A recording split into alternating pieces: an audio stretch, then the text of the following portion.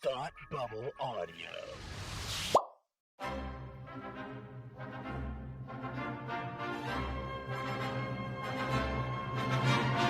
Look, up in the sky! You will never find the more wretched hive of scum and villainy. Welcome to Beer with Geeks with Tim and Frank. Who are you? I'm Batman. I am Iron Man. Your friendly neighborhood Spider-Man. Hi, Christopher. I'm Nero. My name is Inigo Montoya. You're a wizard, Harry. A couple of guys with a couple of beers and a whole lot of pop culture nostalgia. Make it so, number one. Ladies and gentlemen, the Beatles. I named the dog Indiana. Life finds a way. I am serious. And don't call me Shirley. Now sit back and crack open a cold one, because it's time for Beer with Geeks. It comes in paints. Shaken, not stirred. Great Scott! I was way off. I knew it started with an S, though.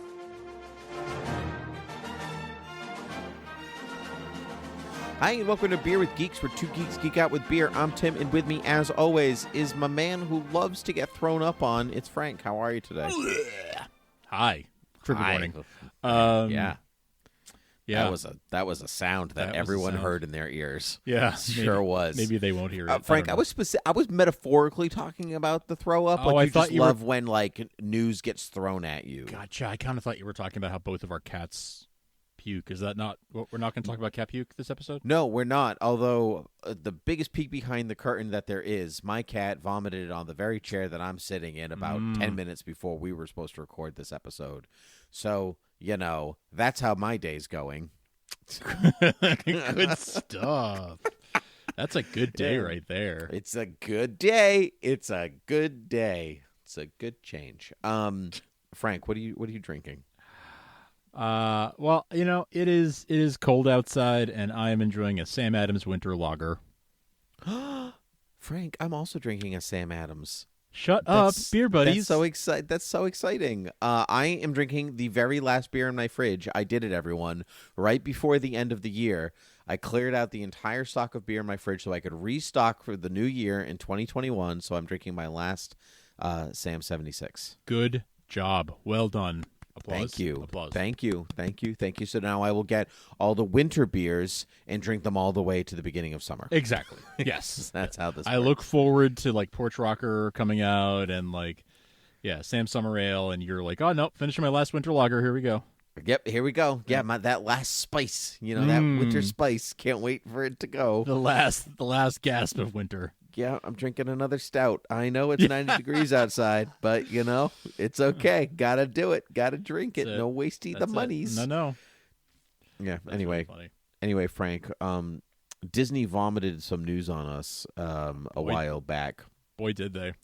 Yeah, I mean, Christmas takes precedence on Beer with Geeks above everything else. So we got to do our holiday specials. We got to do our Christmas episodes. But Star Wars is really the next thing. It really goes friendship, beer, Christmas, Star Wars. Those are really the delineations of the importance of the hierarchy of Beer with Geeks things. I think so. And I think we've had more episodes about Star Wars than we've had about anything else on this show. That's just right. Like I haven't done the math, but likelihood. Well, Star Wars is the thing that really truly unites the two of us together. Yeah. Our friendship is really founded in the Force. So, yes. Yeah. So anyway, Frank, let's talk about all the stuff that Lucasfilm has coming our way. In terms at the after what do you call it, the investors call. Thank you. I'm an investor actually, so I'm glad to have watched that call because I have Disney stock. It was given to my wife when she was a baby as a birth gift. Nice. To her parents back when stock was cheap. Yes. When Disney stock was cheap, and it just matriculates, and it's great. It's great. So I'm invested. I was invested in that call for two reasons. Yeah. One, give me the goods, but also give me the monies. Yes, exactly. That I will not use because it's fake money. It's stocks. So because I don't sell them. So I mean, now's not the time to sell. So yeah, I'm not selling them. Yeah. No, absolutely not. So anyway, there's a bunch of stuff coming in. I'm just gonna go in a. I'm going to go in a rando order. I'm going to get some of the ones that I don't think that we're super excited about out of here first. Okay, so you're going to be a rando Mando. rando Mando, except it's not going to be rando at all because I'm going to be very choosy about which ones we talk about. So first, Okay, Star fair Wars enough. Visions. Frank, let's talk about Star Wars Visions, which is the Yes. Star Wars through Japanese animation is what it is. How do you feel about that? I am not I'm not an anime connoisseur. I don't know. It's not something that I ever got super into. Our friend Andrew did get me into it when we were in high school and college, and so I've sampled some of the most popular anime series and enjoyed a lot of them quite a bit. But it's not my genre, so this is probably one of the ones that I'm sort of less excited about. But not because I don't think it's going to be good, just because it's not my cup of tea. I don't know what they're going to do with it exactly. Like, are we retelling Star Wars through Japanese anime? Like, are we going to see A New Hope, but with anime, but with an anime style, or is it going to be a brand new story? Either way, I'm excited for new Star Wars stories or ones that I've seen before, but in a new way, because that's really the only two options you have with Star Wars. You've seen it before, or it's brand new. Right. Either one, that's but it's not it. totally brand new because it's Star Wars. So yeah, I'll watch it. I'll try it out. I like the animated Star Wars programs. The only one I haven't watched is Resistance. Mm-hmm. I watched most of the first episode pretty recently, and it was actually pretty good. I was surprised. It doesn't get talked about the way that Rebels gets talked about, or the way that Clone Wars gets talked about. Maybe that's because the sequel trilogy is a little bit more divisive, and so it just doesn't. I get the sense hold it's weight. not as beloved as the other series have been. Just in general, fans haven't warmed to it the same way they did to Clone Wars or Rebels. No, it's over now too. It's 2 seasons and it was Yeah. out, but it has like 40-something episodes, so it's not like it doesn't have something to it. But anyway, that's Visions. What about a droid story? C-3PO and R2-D2 palling around doing stuff. That's all I really know about it. Yeah, that's basically all I know about it too. And is it animated? Do we know? I'm not clear on that. I'm not. They weren't clear in the announcement, as I think, and so I would imagine that it is, because I know Anthony Daniels is back as C-3PO. Yeah, I don't know if he wants to be a suit anymore. Yeah. I mean, I think he would be if you asked him, but this strikes me as this is the one for the kids. Right. Yeah, it does sort of have that feel to it. I think this is one that I'll check out because R2 and 3PO are like two of my favorite characters in the whole saga, so I'm definitely gonna take a look at it. But then again, I haven't seen the droids cartoons from like the 80s. I wonder if this will be sort of a modern version of that, just sort of like here's like side adventures with these characters for kids. It could be. I heard that it's like them training the next hero or something like that. So I think it's supposed to be like, oh, here's this little kid that's attached themselves to R2-D2 and C-3PO. So watch them be like, oh, we've had experience with heroes. Let us tell you all of the experience that we have with them. Right? Yeah. It could be fun. It could be fun. No, what's going to be real fun, though, is Lando. Right? Okay. Lando's going to be fun. Yes, this one I'm excited about. Very, very excited about Donald Glover. Unconfirmed Donald Glover, Billy D. We don't know. Is it Donald Glover? I gotta think it's going to be Donald Glover. I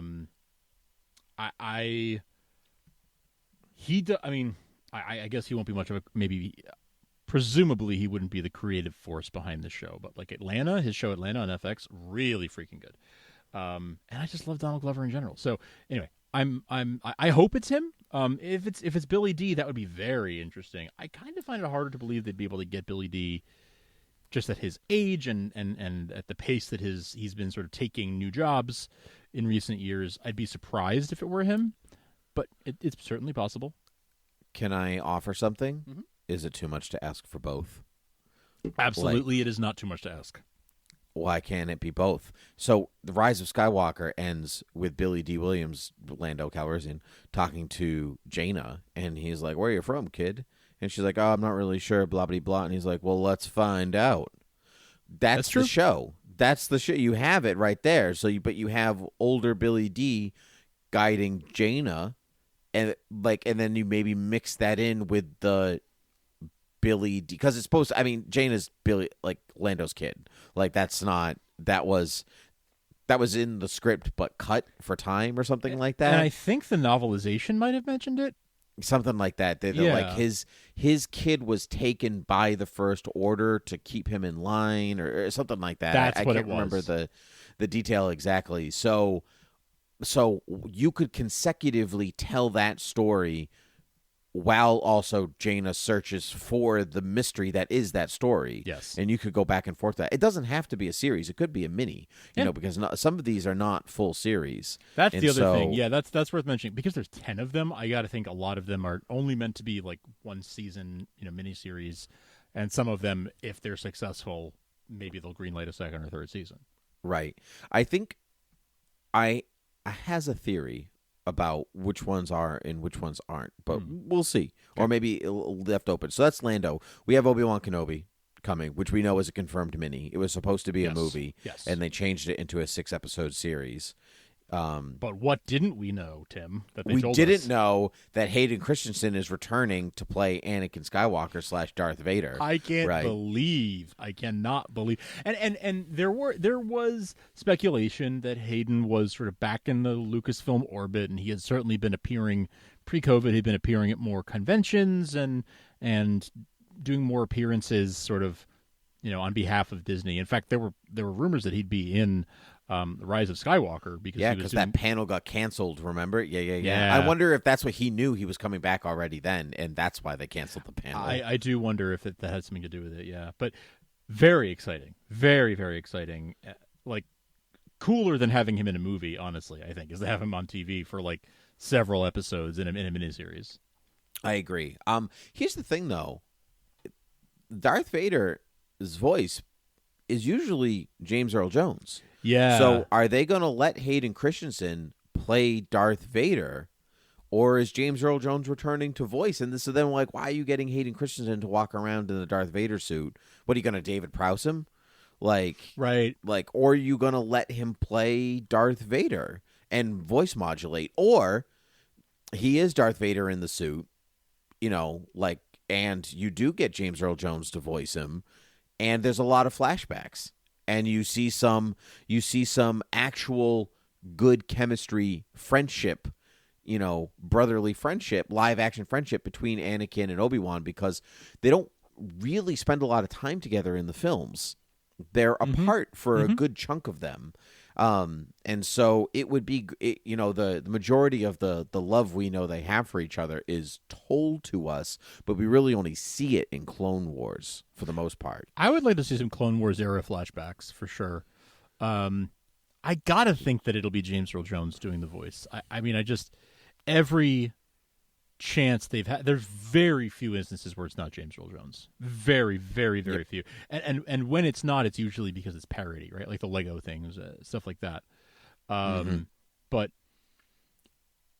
I can't think of any like really meaningful places where they could have had James Earl Jones, but they didn't.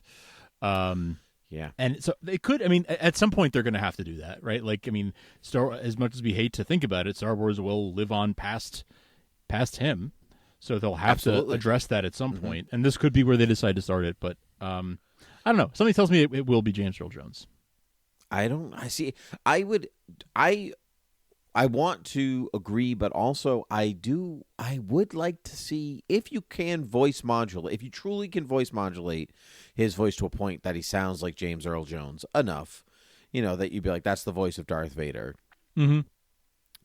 Will I see Hayden Christensen play Darth Vader? Well, yeah. I don't really know the answer to that because we don't really know a lot about the show in the first place. Yeah. I just know I really want to see a flashback with live action Obi-Wan, Anakin, and Ahsoka all in the same shot. Yes. Yeah. I mean, different actors for Ahsoka because she'd be so young. Like, you'd have to, you're talking a teenager, so not Rosario Dawson, but... Right. Yes. Yeah. It would have to be someone else. Yeah. But I'm excited about this show. I mean, I've been excited about it for the longest time since they said it was coming, but in particular, I'm excited because we're gonna have Deborah Chow at the helm, and she's so good. She's done some fantastic work on The Mandalorian, and she's been involved in Lucasfilm for quite some time now. So I'm excited for that one because I think she's got some really, really cool stuff to do. Some cool stories to tell. I agree. And of course, and not to discount Ewan McGregor as Obi-Wan Kenobi, who is far from great. it. I mean, that's the most exciting part. So they've said Obi-Wan Kenobi, they are it is the rematch. They said they're going to fight apparently. And we've always kind of been led to believe that Obi-Wan Kenobi stays on Tatooine for the most part, watching over Luke, and Obi-Wan and Anakin haven't seen each other since Mustafar until the Death Star. So that changes things. I just watched A New Hope a couple days ago to kind of after all this announcement, and I was like, I need to listen to this conversation again, because I just I read New Hope from a certain point of view that which was great. I really enjoyed it. So I was in the mood, so I'm watching it, and I'm like, that conversation is really vague. When I left you, I was but the learner. Now I am the master. That's fine. Like, when does he really? When I left you, I was but the learner, but now I am the master. That doesn't necessarily mean that he hasn't seen each other.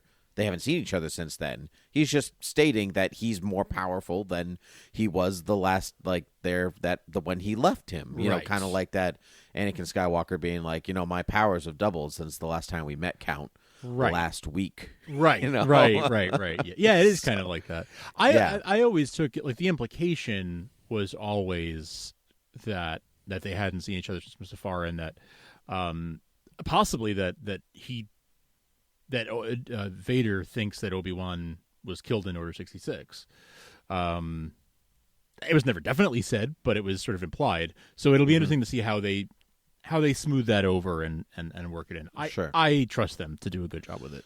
Star Wars is pretty good at retconning itself. They usually give some real thought into how does this actually fit, because I remember watching the prequels and be like, that doesn't exactly fit into that, does it? But like over the years with different books, different TV shows, whatever, they've all like meshed it. They've meshed it out, and when they don't, you kind of just skirt over it, and you say, yeah, whatever. That's the nature of the way that Star Wars works. There's some hand wavy stuff, but for the most part, they're pretty good about it. Yeah, they are. They are pretty good about it. This Obi-Wan's supposed to take place 10 years after Revenge of the Sith, so you still have it's still 5 years before Rebels, and and another 5 before A New Hope. But in that time, we also have Andor coming, the Cassian Andor show, which we saw some footage behind the scenes stuff. Very exciting because they're filming now. Are you excited about this show? I am, actually. After this one had been rumored for a long time too, and has been sort of in production for pre-production for a long time.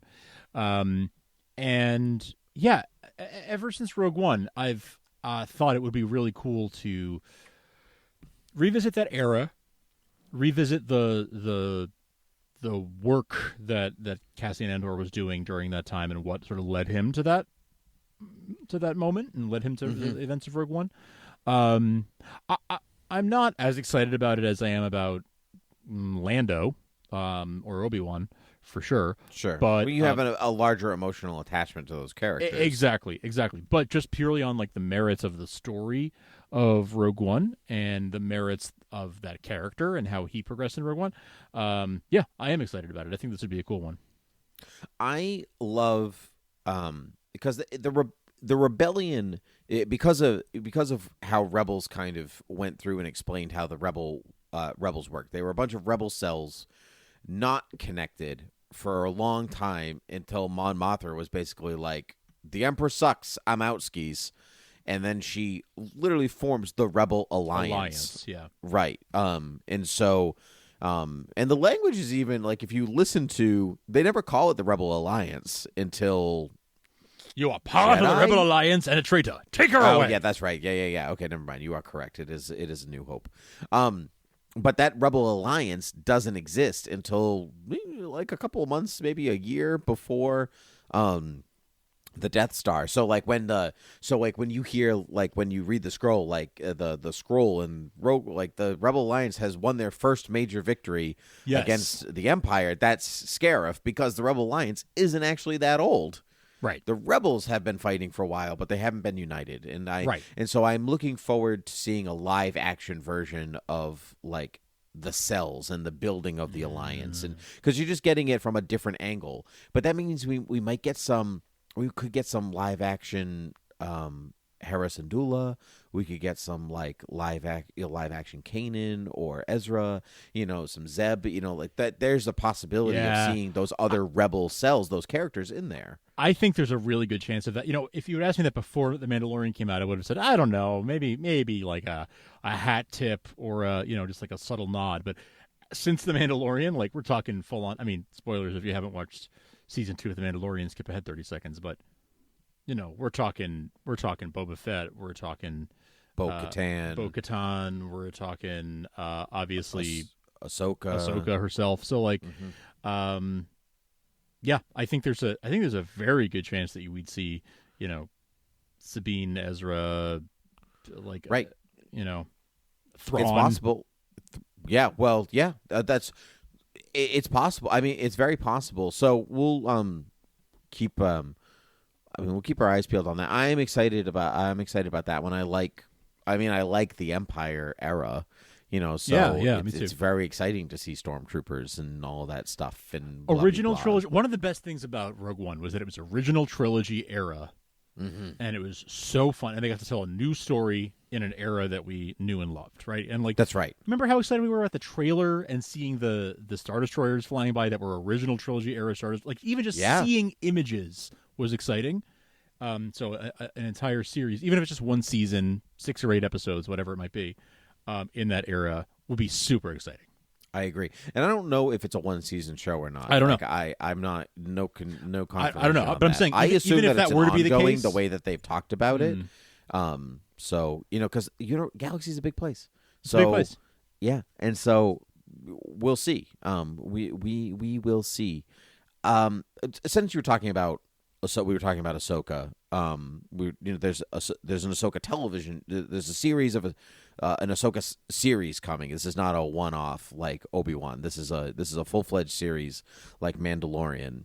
Rosario Dawson, Grand Admiral Thrawn, because she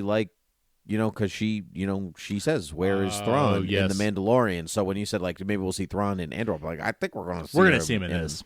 This is where we see him, because they also said that Ahsoka, Mandalorian, and the other new show, Rangers of the New Republic, are doing a big old crossover at one point to do like a mega Avengers-esque 3-show crossover. Sure.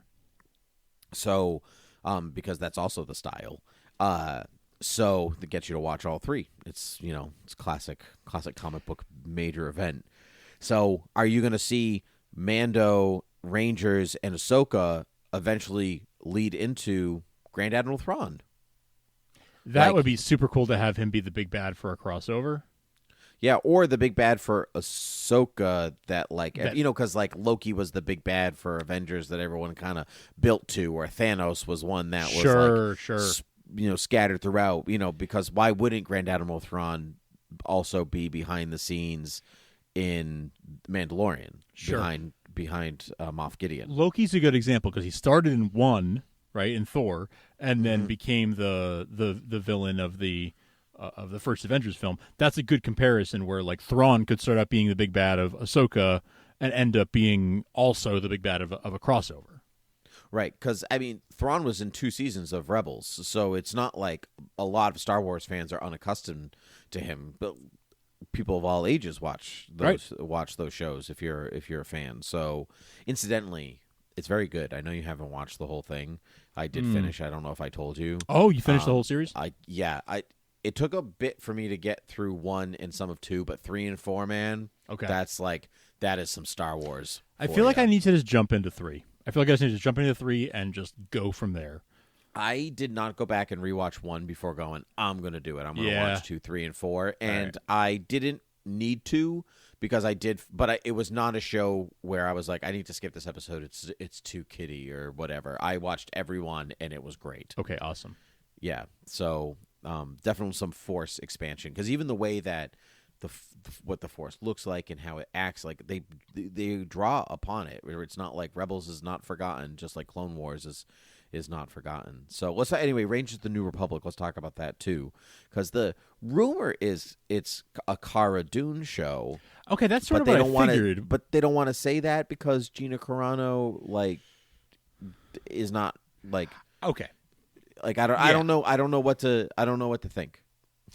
I have conflicting opinions on this because, and I guess it depends on when this is set, like what time period this is set. If it's right before Mandalorian or during or after, because if they're doing Ahsoka, Rangers, Mando crossover, I think they all take place at the same time. True. Okay, good point. Just to peel back the curtain just a little bit here, we are recording this before we've seen the last episode of Mandalorian season 2. That's right. So what I'm about to say could be completely wrong, but I've noticed Gina Carano talking in past tense about her character in interviews, and it makes me wonder if Cara Dune doesn't survive season 2.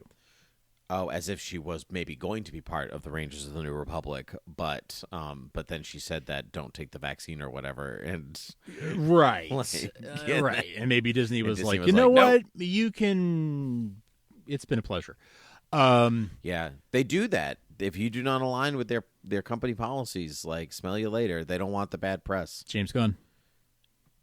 Yep, James Gunn is a good example. Who was then brought back. So what does that? But again, tell you? because bad press. Yeah, right. The press was so bad getting rid of him that they were like, okay, we'll backpedal. Anyway, sorry. Yeah. Mm-hmm. So I don't know if Cara Dune. It certainly seems like it would be a Cara Dune vehicle. Timothy Oliphant could be. It's possible. I mean, how many of them really want to do series? Is the other thing. Or what if it was like an anthology style where it's like you follow different characters every week or something? It could be, but if you're trying to build the universe. If you are building something, I don't think so. What's the pilot, the X-Wing pilot that makes Cara Dune a marshal of the New Republic?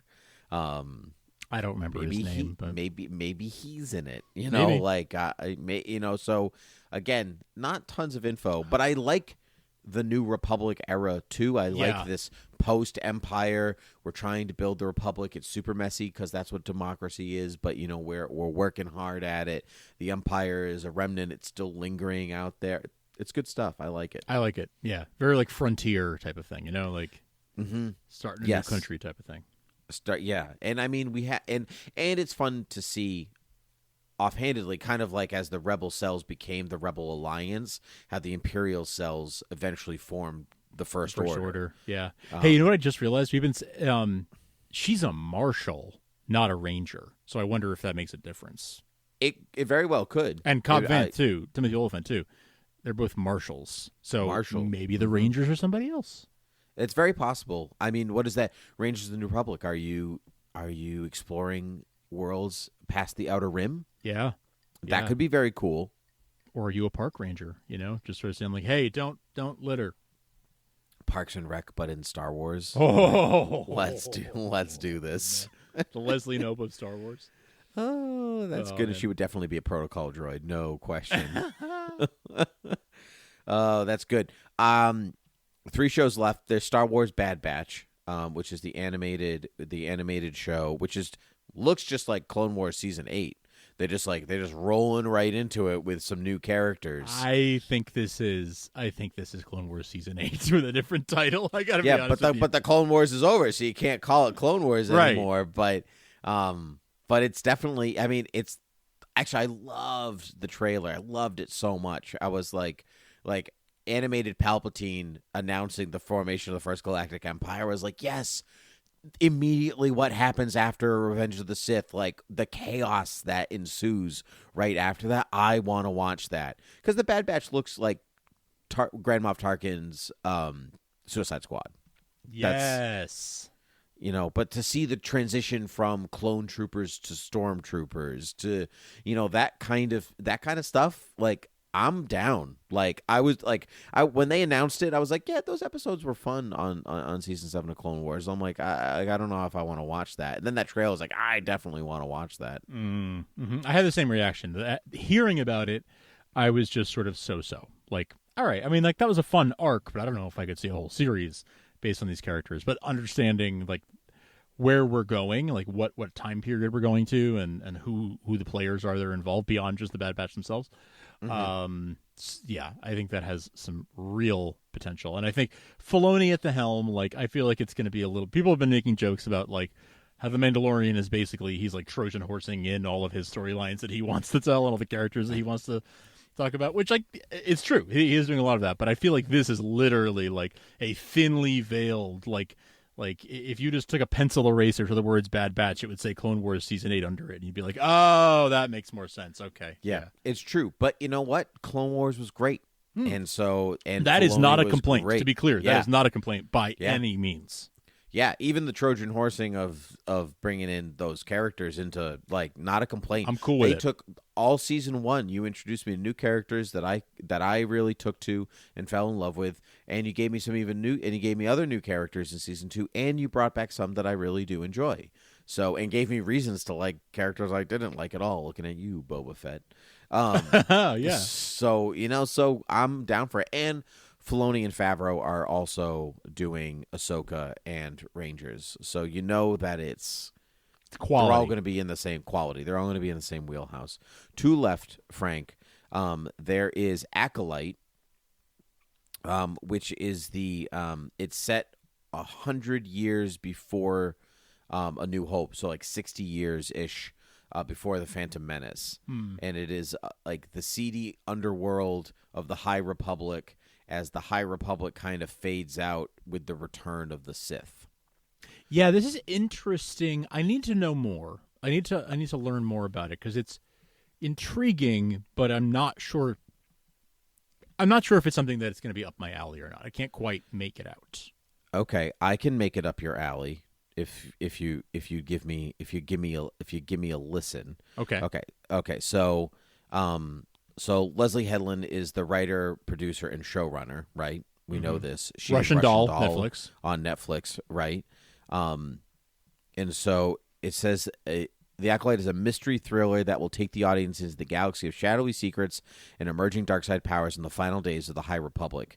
So 60 years before Phantom Menace, 100 years before Battle of Yavin. Do you know what that means, Frank? That means Darth Plagueis, Frank. That's what that means. Oh, so wait. So then would the Acolyte be Palpatine? Right. I'm back in. Yeah, I know you would be. Yeah, I thought that you'd be on board for that. Yeah, because he's in his 50s, right? He's in his 50s in the Phantom Menace without any like dark side mumbo jumbo magic. Like, sure. That's if you look at just like what he looks like. Yeah, let's say he's in his 50s. So if this is 60 years before that, like it's definitely Plagueis maybe moving into Palpatine. Yeah, okay. At some point. So, or at least maybe it's whoever's Plagueis' master moving into Plague. It's pretty close. It's like we don't know at what. I mean, like there's the Legends book, Darth Plagueis, and I'm sure that might draw some. Yeah, which I enjoyed that book. I read that book. It was quite good. Yeah. It might draw some inspiration from there because a lot of this modern Star Wars is really going back to that Legends stuff and like, they're shifting something. They're taking sifting some stuff through Legends and go, that was a good bit. Let's do something similar to that. Let's take that. Yes. Let's take that. Let's canonize the best parts of this stuff. Right. Even Boba Fett coming back. That's a Legends thing. That's so right. Like, let's do it, baby. So are you back on board for the Acolyte? Yeah. If that's the case, or for something adjacent to that, I'm cool with that. Yeah, I'm on Yeah. with that. Yeah, I am pumped for High Republic. I like the heyday of the New Republic and good times and Jedi being great and not Mace Windu and like all of these things, you know, like Mace Windu, one of the reasons that Anakin fell to the dark side. You're just the worst, the worst. I think so. I would really, I'm really excited for the Acolyte. And then finally, we have the Star Wars movie. We have Rogue Squadron, directed by Patty Jenkins. And how do you feel about that? I'm so excited for Patty Jenkins to get to play in the Star Wars sandbox. I'm very, very, very excited. Mm-hmm. Did you see the trailer? I saw the trailer without knowing what it was. I saw that she had posted something, and I was like, "Oh, maybe she posted something about Wonder Woman." And then I started watching. Sure, she's like, "Oh, you know, like rolling out, you know, like I love the highball life and this and this, and my dad was a fighter pilot, and you're like, you know, I wanted to tell these stories, and then blah blah." And then she walked toward the next, like, puts on an X-wing helmet and walks towards the X-wing, and I like lost it. I lost all of my cool. I'm so very excited for Rogue Squadron. I don't care when it takes place. 5 years, 10 years before the Battle of Yavin, 5 years afterwards, like whatever. In the middle of the trilogy. It can't be that far off from Battle of Yavin time period, because if it's something called Rogue Squadron, like if it's that squadron, you know what I mean? Like it's got to be right in the same general ballpark of time. Exactly. I agree. It's so now here's the other thing, Frank. And I mean, again, we're watching this before the last episode of The Mandalorian, so we don't know. There's some Jedi has called out, you know, like might be coming down the line. I want to know, in all of these shows, where the hell is Luke Skywalker? That's the only thing. That's really the only thing. Like, I kind of know what Leia's doing, and I kind of know what Han's doing, to an extent. But what the hell is Luke Skywalker doing? And, like, some of them, like, I don't need to see them. Acolyte, get out of here. You're not born yet, Luke Skywalker. What are you doing in here? But 5 years after, like, all of this, like, New Republic stuff, the Empire's doing a thing, and, like, all this, Ahsoka's out there doing a thing. Where's Luke Skywalker? I need to know. I need to know.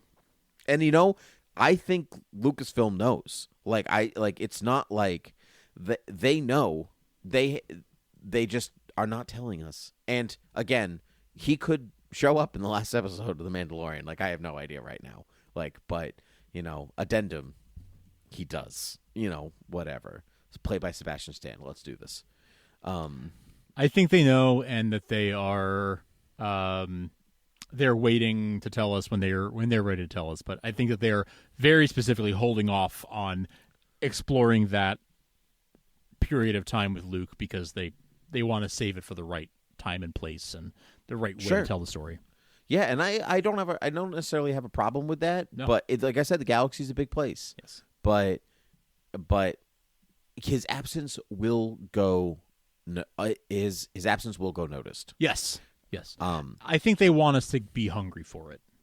Oh, I'm hungry for it now. Mm-hmm. Yeah, I want them to wait for the right time. I just hope the right time is soon.